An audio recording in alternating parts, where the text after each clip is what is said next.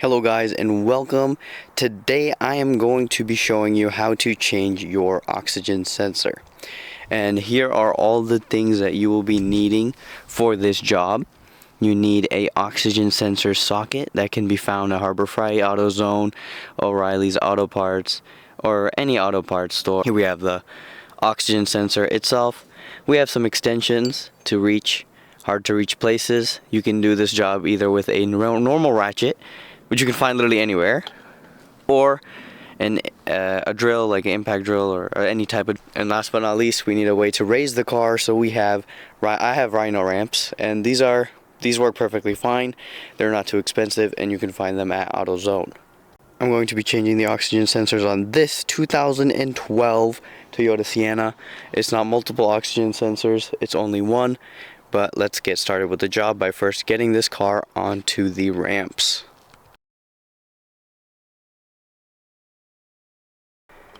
Make sure your car is on the ramps properly, and do this slowly and with extreme care, because I have messed up once before and it is not a pleasant experience.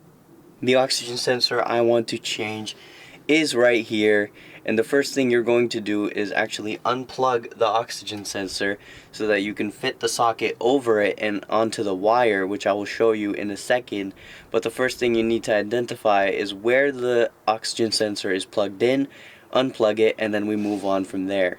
A good thing to do is actually look at the new oxygen sensor, look where the clips are, and then use that knowledge to actually find the clips easier on the old one, so you can remove it without breaking the part that the oxygen sensor is supposed to plug onto.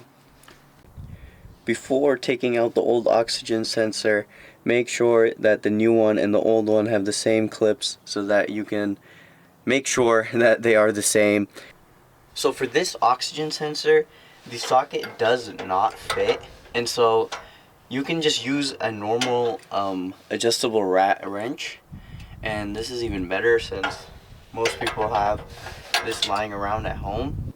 I screwed the old oxygen sensor off, and this is actually not a very old oxygen sensor.